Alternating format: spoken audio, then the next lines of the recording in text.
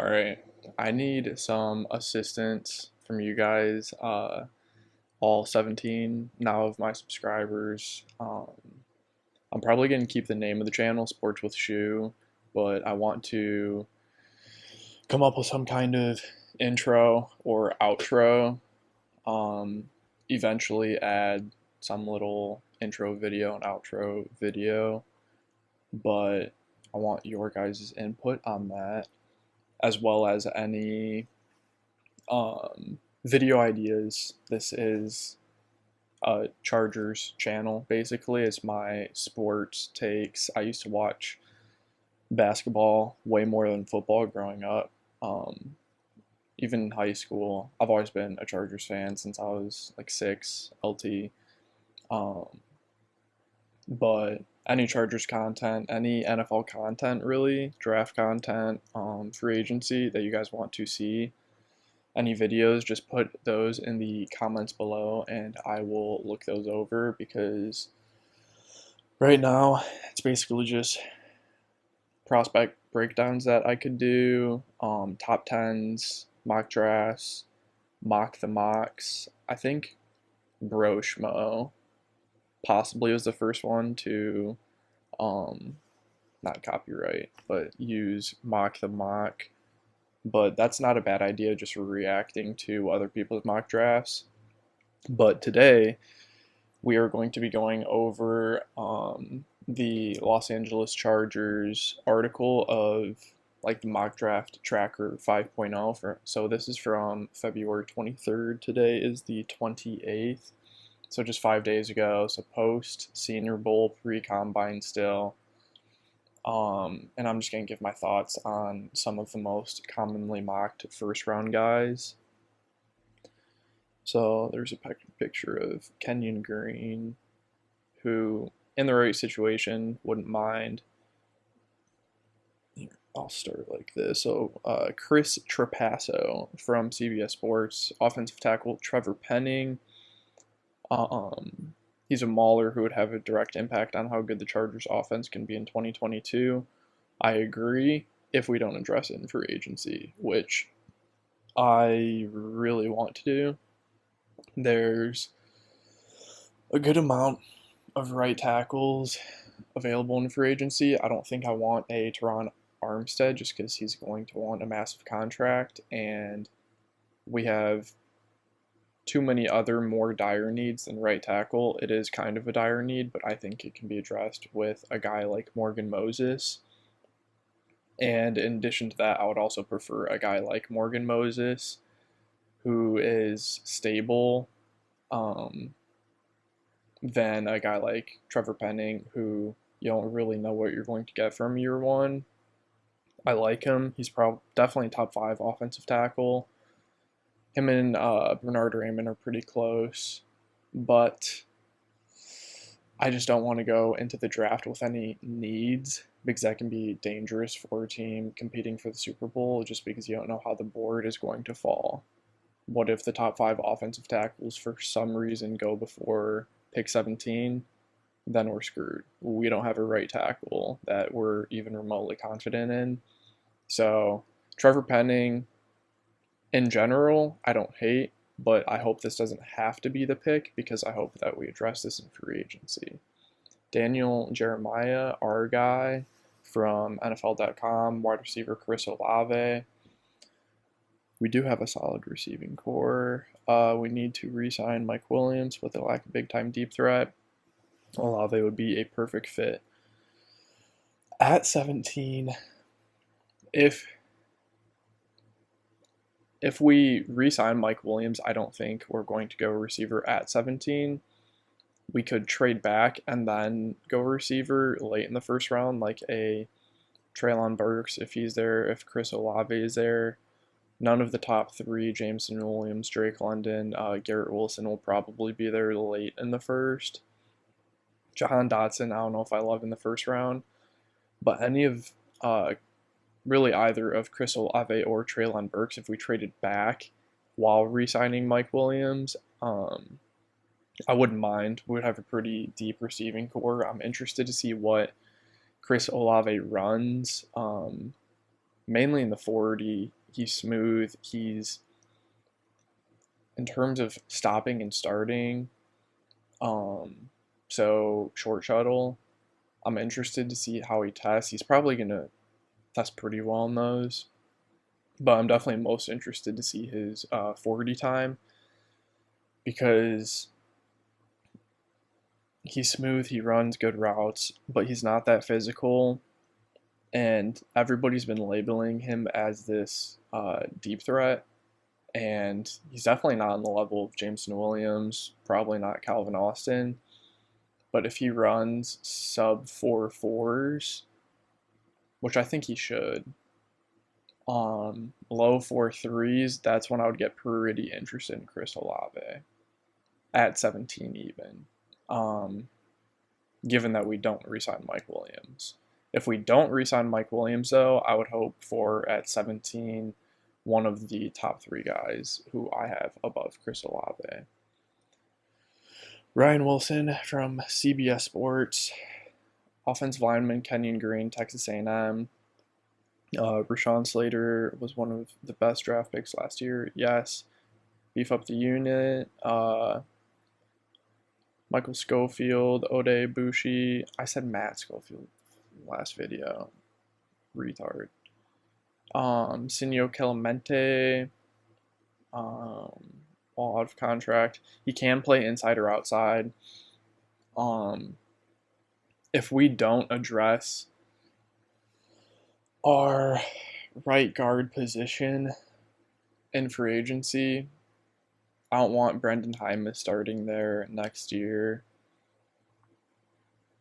And he does have offensive line versatility. He wouldn't be completely lost on the outside if we had a tackle go down, whether that be Rashawn or Morgan Moses. We have Trey Pipkins, who could probably fill that need instead. But he does have, he played tackle. I don't remember if it was this year. I think this year. But he's probably going to be a very, very good guard from day one. I would prefer, once again, to trade back and get a Kenyon Green if this was the pick, and if we did have a big need going into the draft at offensive line. But given that it is a probably day one guard, I don't know if the value's there at 17, given how many other positions that are more valuable than it. I would rather trade back a little bit and see if he slipped to us. It wouldn't even really be slipping. I think that he's just, in terms of raw talent, yes, below Linderbaum, but they just play interior O-line. Those aren't going to get drafted until a little bit later because it's less valuable positions. But if we addressed every other need in free agency, our roster looked really good, really, really good somehow going into the draft, and it was just O-line, trading back and getting Kenyon Green, I think that would be a pretty nice hit, and we would have a pretty good O-line in that case. Austin Gale, PFF, wide receiver Jameson Williams. He said he's probably going to be mocking Jameson Williams to the Chargers every single mock draft that he does. And I've talked about Jameson Williams a lot. On his tape, I just never saw anybody make up ground on him or catch him. He doesn't have the Jalen Waddle, Tyreek Hill juice in terms of just stop and go, and they're just at their top speed, it seems like, immediately. But once he gets going, and he still has good acceleration, but once he gets going, nobody's going to catch him. It's really just his injury for me, because this is such a big year, such a big offseason for the Chargers, and I feel like guys just never come back 100% from an ACL tear within a year. Most guys come back 100% at some point, but it's 6 to 9 months that it's given, like, to come back from an ACL injury. But I feel like even during that time period, they're still not 100%. They're safe to play. They won't re-tear it, most likely. Odell did. I don't know if that was within the 6 to 9 months, but Jameson Williams, like, he won't be with us for training camp, I think. Honestly, he might be able to get some reps in training camp. It really just depends on his injury and that injury timetable. If he could, if I could get promised that Jameson Williams by week 5 would be 100% and ready to contribute to this offense, I think that even if we did re-sign Mike Williams, this would be a good pick. I won't say it's a no-brainer pick, but this would be a very good pick because Keenan Allen, Mike Williams, Jameson Williams, that is a picture-perfect building a basketball team in your wide receiving core. Keenan Allen, 6'2", yes, but the route runner, not the greatest athlete, but he's going to get open, outside or in the slot. Mike Williams, big jump ball guy, down the field, can work the intermediate, has that relationship with Justin Herbert where he almost doesn't even need to separate that well because Herbert can fit it into such tight windows, and as long as that timing is perfect with Mike Williams' breaks, then he doesn't need the separation just because the ball is going to be there immediately. And then Jameson Williams on the outside or in the slot, just a weapon on every single play. Get him the ball down the field, on a crossing route, even on a screen pass, and he's a risk to take it to the house every single time. So Jameson Williams really just depends on his timetable, because if he can't get to 100% for this season, I'm not saying I would hate the pick, but we are kind of in a win now. This is a very big year for us. Next year also very big, but having a first round pick, kind of having to sit an entire first year, which he might have to do if he wants to truly get to 100%. I just think that I would rather get somebody who can contribute from day one. He did have a successful surgery. Todd McShay, ESPN.com. So he has his trading back to pick 20, which I want to say is the Saints are at 18. Fuck, who's at 20? I'm going to Google this. Why can't I remember who picks at 20 in the NFL draft? What the fuck? In the 2022 NFL draft. Wow. Why is this?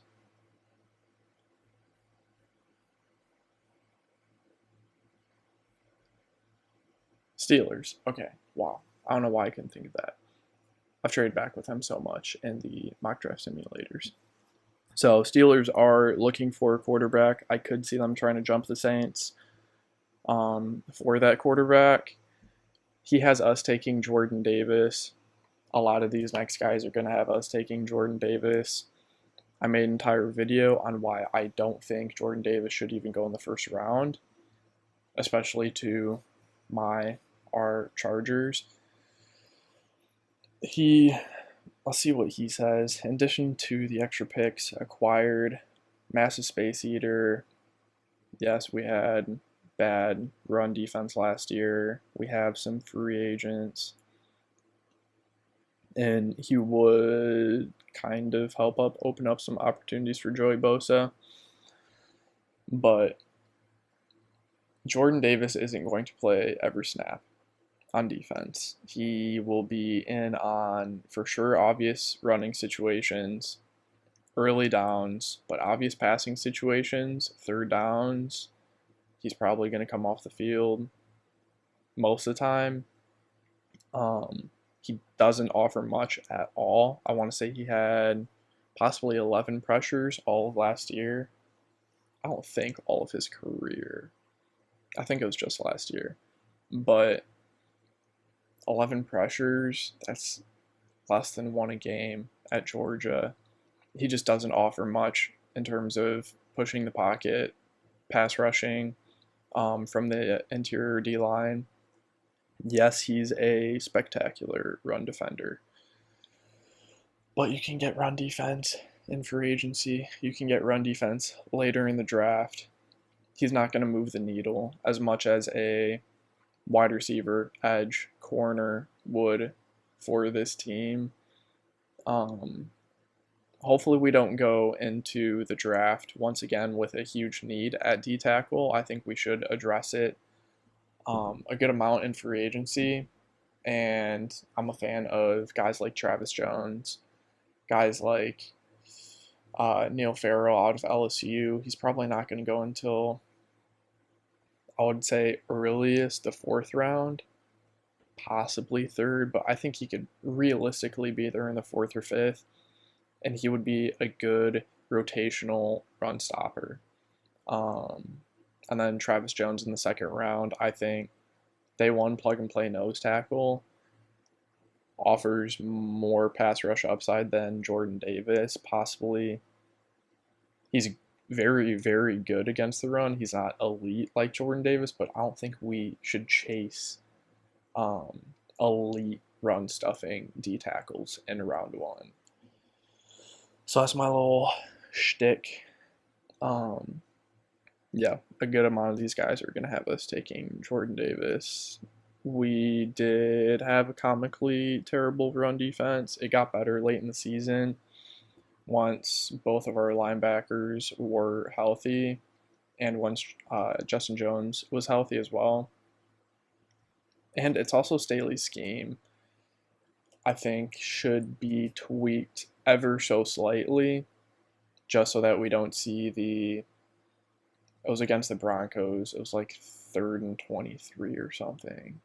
And they just ran it up the middle. Jameson Williams, I want to say he scored a touchdown because there was just nobody in the middle of our defense. Like, even put, I want to say Kenneth Murray, but I don't even know if he could do it. But possibly just put fucking Kenneth Murray in the middle of the field. One guy who's not good. Not good at all, but that's just all you need to do. I understand pass coverage and pass rushing on 3rd and 23 way more important, but like, come on. I possibly could have taken that handoff and run straight up the middle, and like, I don't know, that's an issue for another day. I just think Staley needs to tweak his scheme ever so slightly. Possibly, we were one of the worst teams on 3rd down last year. Staley was like a 3rd down guru before last year, so there has to be something that changed. Yes, obviously personnel from Rams to Chargers changed a lot, but I just think that he needs to change something minor. Danny Kelly, The Ringer, Jordan Davis, Chad Reuter, NFL.com, Jordan Davis, get their new nose tackle. Mike Renner, Mike, I'm disappointed. This is a lazy pick. You can do better. Pro Football Focus, DT, Jordan Davis, Georgia, February 14th, Valentine's Day, man. Horrible pick. Brentley Wiseman, here we go. The Draft Network, cornerback, Trent McDuffie. This one I would be a fan of. I still think that we need to address at least 1 to 2 cornerbacks in free agency. Don't have to be big guys like J.C. Jackson or Stephon Gilmore or anything.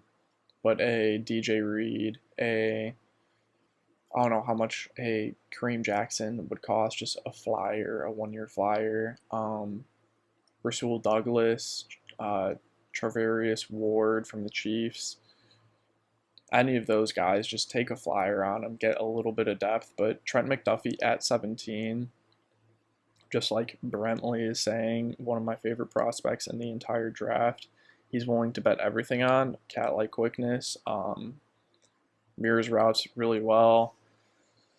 Him and Kyler Gordon have the similar type of athleticism in terms of they're not going to run sub 4.3, but insane burst, insane acceleration, insane change of direction, which is probably more valuable to cornerbacks because it helps with that recoverability if you do get lost in coverage, and it just helps mirroring routes.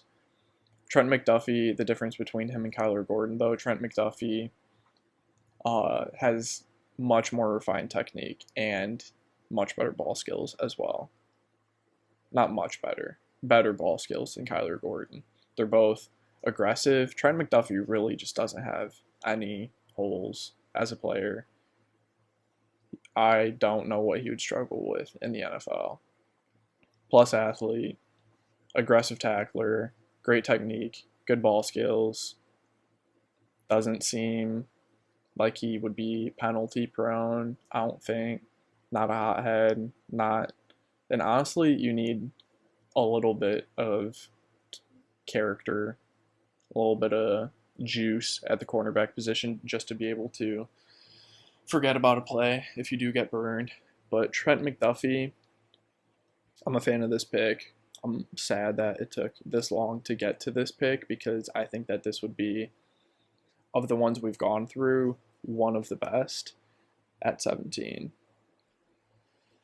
Chris Salave, already talked about him.